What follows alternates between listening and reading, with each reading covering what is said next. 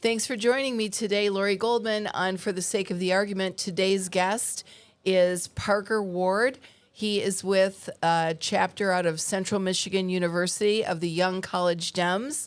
And he has a lot to say about young people, what they're looking for in a candidate, how they're going to be voting, and what's important to them in their futures. So stick around and check out this episode. You'll be glad you did. And tell all your friends and family that you can catch For the Sake of the Argument on all social media platforms. Thanks.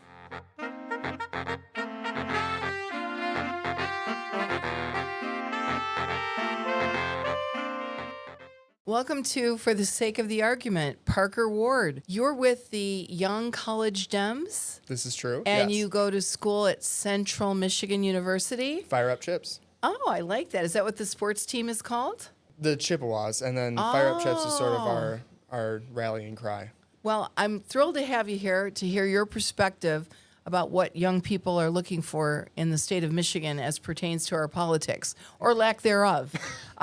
So Kamala Harris lost support among young voters, even compared to Biden in 2020 and Hillary Clinton in 2016. How can we, and this is the million-dollar question, how can we get young people interested in the Democrats again? Oh, million-dollar question with a lot of answers, possible answers. My big thing is kind of authenticity. I'm looking for authentic candidates who are real, true to themselves, and true to their beliefs. I think that the Democratic Party has been missing a lot of that for a long time, and we need to get that back. That's one thing. And then the other thing is progressive politics. I'm a student of history, lover of history, and you go back to every Supreme Court decision this country's ever had where the conservatives make the decision, and it's usually the wrong choice. Dred Scott, I mean, all the conservative opinions are usually wrong. The progressive, the arc of the moral universe bends towards progress, and anyone who's trying to stop that is not really what young people are looking for, because we've had a decade, and that's like most of my conscious life, I'm 20 years old, of Trump politics, and personally, I can't speak for every young person who's interested in politics. I'm so sick of it.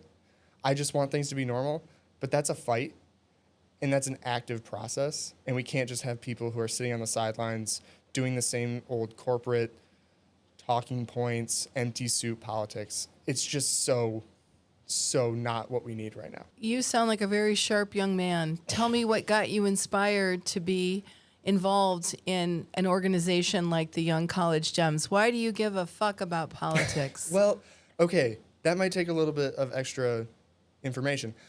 I come from the sticks, rural thumb, Michigan, and I'm proud of that. I'm a blue dot in a very red area. Where are you from? Shout out Lapeer. 20 minutes from Flint, 50 minutes from Port Huron.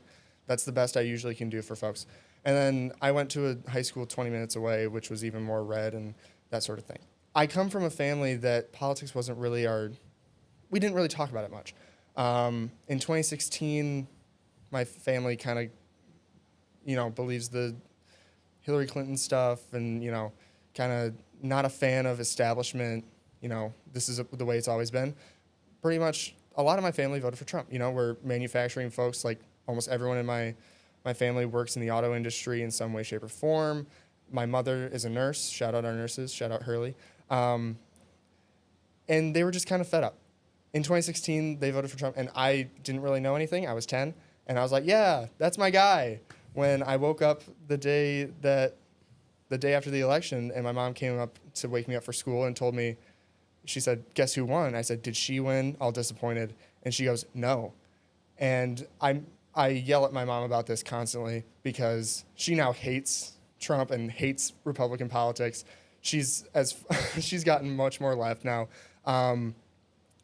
And I make fun of her now for this, but she was like, no, he won. And I was joyful for weeks on end because of it. I was 10 years old. I didn't really know much. Did you wear the red cap? No, God, no, never. I couldn't.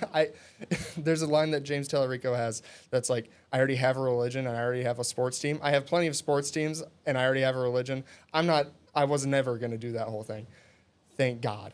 But I just kept watching the news because that kind of got me into it. And I was always a person who was interested in U.S. history and presidential fast facts. I read a book of presidential fun facts on my way to school every morning, in the back of my mom's car, listening to Maroon 5 on the radio.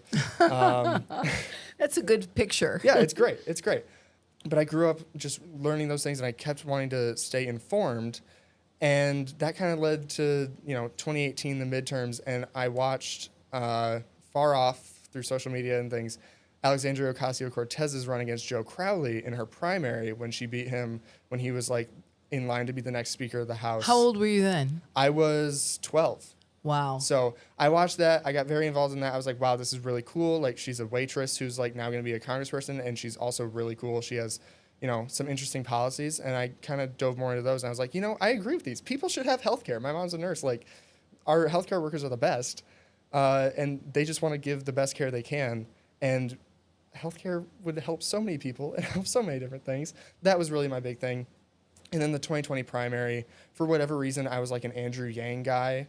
I thought that his focus on automation and, Michigan has been carved up by manufacturing losses and NAFTA and bad trade deals that have screwed us over. And now we're not building the next generation of vehicles, electric vehicles. We're fending off China at this point, and it doesn't look great.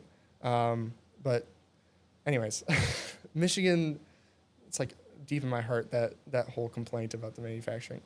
I feel like I've gotten off topic, but I just mean to say, like, I was so sick with how things weren't working for folks like me, for people like my parents and our family, and I was sick of it. So I became like an Andrew Yang guy in the primaries, and I was like, yeah, he has no shot to win. And then I kind of looked into like Bernie and Elizabeth Warren. I was like, yeah, these guys are kind of great.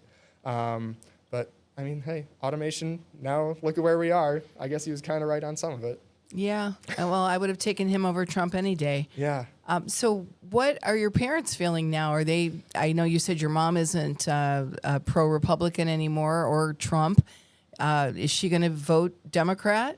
Yeah, in 2016, she voted for Donald Trump, and then she will never do that again. I don't think she'll ever vote for a Republican again.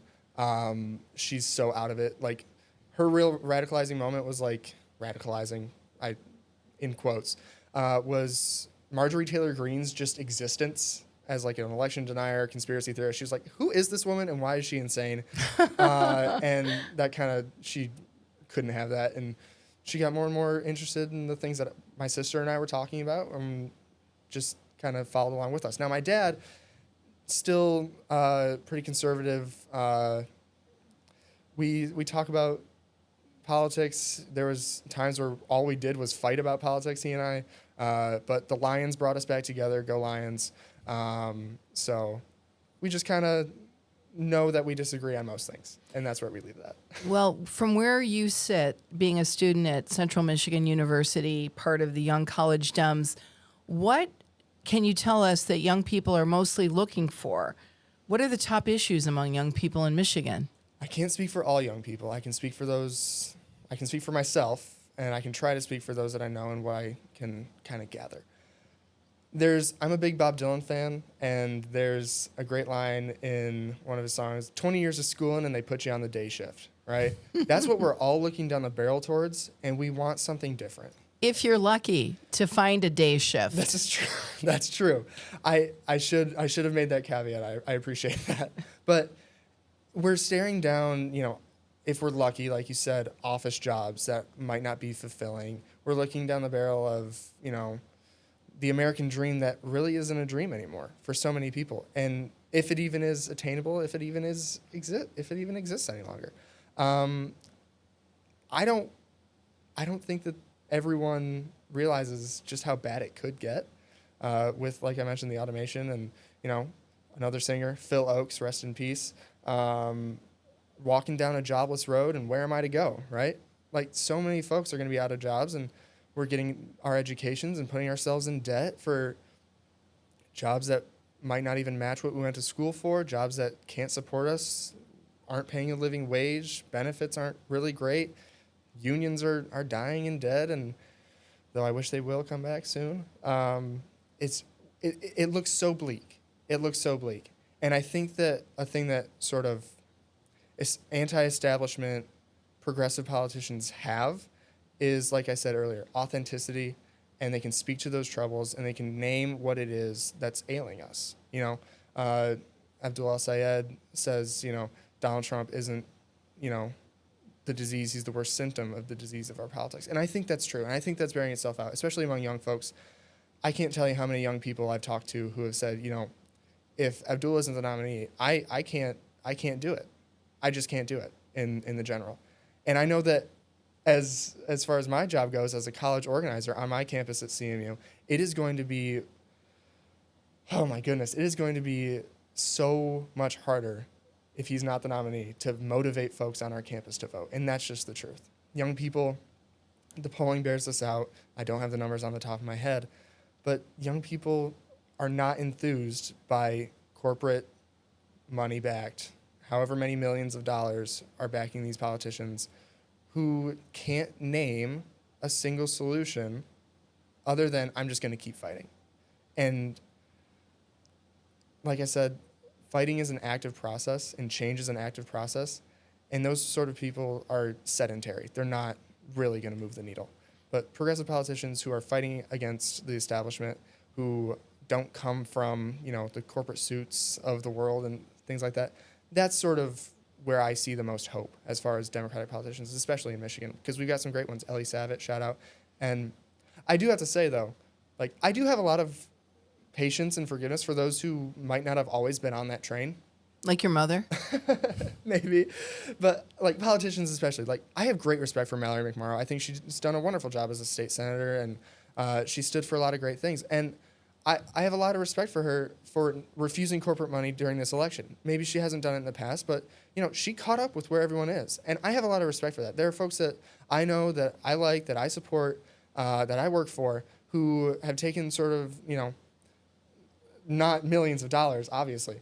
But, that's politics as usual. That's politics as they were taught. And, but when you realize that, change is coming and you want to be part of that change, and you are actually part of that change by refusing donations of corporations or DTE or whatever, that shows that you have the capacity within you to change and move us forward.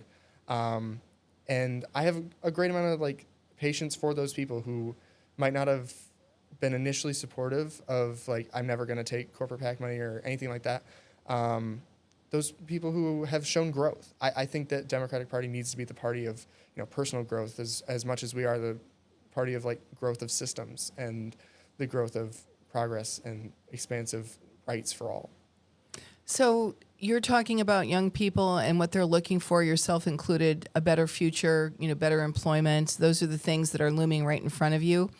What are some deal breaker things that young people care about very strongly that might impact how they vote? For people I know in my older range group, data centers, the cost of groceries, affordable housing. As a real estate agent, I deal with that with clients all the time, especially young people. No one as young as you is out looking for a house, but even, people that are near 30 trying to buy their first home, it's very hard. A starter home in a decent area near where they grow up is in the 200s. Yeah. And it's pretty ridiculous. But what are people saying to you, your young people, that they're caring about especially? I think you kind of hit the nail on the head with one of those, is the housing aspect. I don't know. And it's sort of a joke now amongst young people is I don't know when I'm ever going to have a house or if I ever will.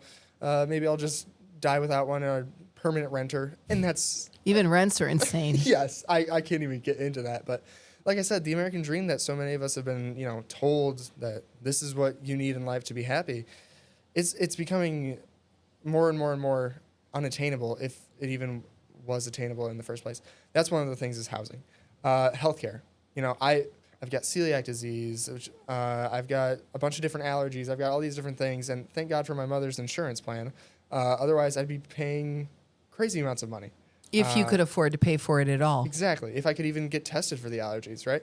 Or anything like that. And I'm going to be off it at 26, and I don't know what I'm going to do. That's scary for me. That's scary for so many people who have worse problems to deal with. Medicare for all, universal health care is very popular amongst young folks because we're looking down the barrel of those, horribly distressing issues. And then, people will talk all about, young people are just angry at everyone, and young people aren't smart enough. They don't know what they're talking about. They don't know what they're doing. They're shutting down college campuses to protest over stuff that's miles and miles away. I think we need to listen to young people, because we're not the future. We're also the present. We have rightful concerns, and if they're not listened to, I'm scared to think of what could happen come November. If I'm not saying like, oh, if we don't get our way, like, oh, we're holding our votes hostage or anything like that. But I do worry that it'll be seriously demotivating, and that we might not get the progress that we need in systems, healthcare, whatever, that sort of progress, but also the progress of getting young people involved. There's a lot of strides being made right now. Like, my campus has become very active with different chapters of different organizations that are interested in social justice and these different things that we work with, protesting against ICE and protesting against mass incarceration and these certain things. I shudder to think of the possibilities if things don't go well. You mentioned about Abdul El-Sayed, who's running for U.S. Senate, and the support he's garnered in your travels on campuses. What other more progressive candidates are helping to rally young people to get out there to vote? On CMU's campus, it's kind of harder for a lot of candidates to come get to us, but we always appreciate when folks are able to get to us. Why is it harder? It's just further away. We're 2 hours from everything, is the way I like to say. And, we do have a big draw in Soaring Eagle Casino right there, like 2 miles from campus. So I try to say that when I'm trying to schedule folks. But yeah, you can't gamble at 20, so I guess... No, we can, because it's on the reservation. It's now 18 and not 21. Oh, my gosh. Yes. Oh, I didn't know that. I won't dive into that. But Ellie Savitt came out to our campus and spent a good amount of time with us and just kind of talked like a person. That was wonderful. I was so glad to be at the nominating convention when he won. I was on stage with others when he won, and I was just elated. Mm-hmm. I'm not wearing it today, but one of my friends, Samia, she made a Team Savitt wristbands for myself, some of our friends, my girlfriend Madison. Shout out, love you. And we were all on stage when he won. It was great. Ellie Savitt's one of them. And, progressive politics doesn't have to look the same way for everyone. It's not all going to be young people that are running for office. We've got some great young progressive people that are running that I'm very excited about. I love Alex Hawkins, who's running in the 55th State House District. He's great. I believe you had him on the show. Yes. There are some other great folks. Katrina Mineta, who's running in the 58th. Mm-hmm. Those are young folks. There are also some great, whatever you want to call them, progressive, whatever. There are also some great candidates that aren't as young, that are, You're having a hard time finding the word, more mature candidates? Young at heart. Yeah. Young at heart. I do a lot of volunteering for my friend Matt Schlenker, who's running in the 68th district, currently held by a Republican, Grand Blanc, Goodrich area, where I went to high school. And he's not like the most progressive guy on everything. He's a normal person. And he's great. He's sort of got like a Mr. Rogers, it's a wonderful day in the neighborhood sort of vibe. And he's wonderful. He's running because he is mad that his grandkids might not have as great a life as they deserve. Right. And that's very motivating, because you can name why you're running. That's important. No matter if you're more progressive, older, younger, black, white, Latino, whatever, we can support someone who knows what they're fighting for and can tell us those things. You mentioned Soaring Eagle Casino is a good meeting place for people, young people on campus. But I want to know, what tips and tricks do you implement that other people might use as well to get young people out to reach them, to talk to them? Because I'm sure there's, like there is in all voting populations, a lot of apathy about voting, right? From old people to 18-year-olds and everything in between. Some people say, my vote doesn't matter. Why am I not going to get my ass off the couch to go and vote, right? What does it matter? So many people. And that's why we're in the state we are. That's why money in politics has so much of a, I won't say it. I got to stop my swearing and my bad references. But anyway, What are you doing to get people excited? What do you have, like pizza at your meetings? How do you get people interested to even know you exist? What are your secrets? How can you take over the world? That's what I want to know. Well, secrets, I don't know about secrets. We have strategies. Soaring Eagle is more of like a joke that I make to try to get politicians to come to Mount Pleasant and like, hey, you could go there. So you've never been to Soaring Eagle? I have. I have, but we don't do any organizing there. We don't have any meetings there. We meet on campus. Just saying, we're not doing that. We do tabling. We have resources that are set out on the table. We'll have these great. There's an organization on our campus, a feminist organization, who had these condoms that they gave us to pass out at our tables. Oh, they had printing on them. The printing says, protect yourself from Republicans, vote Democrat. Oh my God, And I got a bunch them. of those. They are the biggest hit at our tables. We'll give out candy and certain other things at our tables and literature and say, hey, this is what's coming up. And that's election season. Other than that, social media, we have flyers around campus as well, but social media, CMISH Democrats on Instagram, that's our handle. We post our announcements and all these things. We have different group chats and do our best to get people to our meetings. And then our meetings will talk about the news. We'll play a game usually. I usually try to make things a little fun. One of my favorite games that we did was Guess the File, spelled Phile. And it was, I took certain Epstein files and was like, guess the person that's in this one. Oh. It was a great time. Got a lot of laughs. Got a lot of like, oh my God, I can't believe this is the world we live in. But things like that, just to kind of make politics a little more fun and things not seem as dreary and boring as they can be. I don't run our meetings under Robert's rules like every other thing does. I can't stand that. So it's not like a Democratic Party meeting. I got you. I try to make things Maybe that's a good fun tip. and fast. Don't Yeah. run it with Robert's rules. Oh my God. How many people do you have on your roster? Well, okay, so we initially started in 2024 for the election, and we had like a email list of like 100 or so. Mm-hmm. I've whittled that down from folks who don't come or other things like that. But every fall, people will sign up to get on the email list, and I'll replenish that way. We usually get about 10 to 15 folks at our regular meetings, which is pretty good year-round for a student organization, especially last year, which was a non-election year. But folks were really motivated by wins they saw in New York, like Zoran Mamdani and the things that he's done. We have a great member, Francesca, who has a Zoran shirt that she wore like the day after he won or like the next meeting we had. And I was like, I am so glad to see that right now. I was so happy about that. But people can be motivated if you give them something to be motivated about. That's sort of what I've learned. And you show them they can make a difference. Yes. Yeah. In 2024, it was hard to keep our numbers, our participation, our anything up and active after November when things went to hell in a handbasket.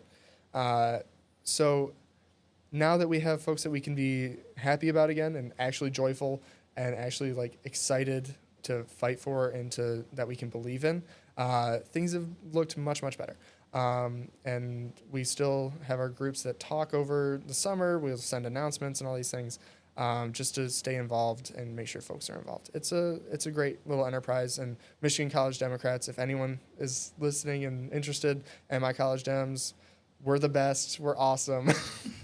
I have to give that plug. Shout out Stella, our president, and everyone that works with Michigan College Dems, and all of our friends with the party, and all of our friends across the state, all the most wonderful people.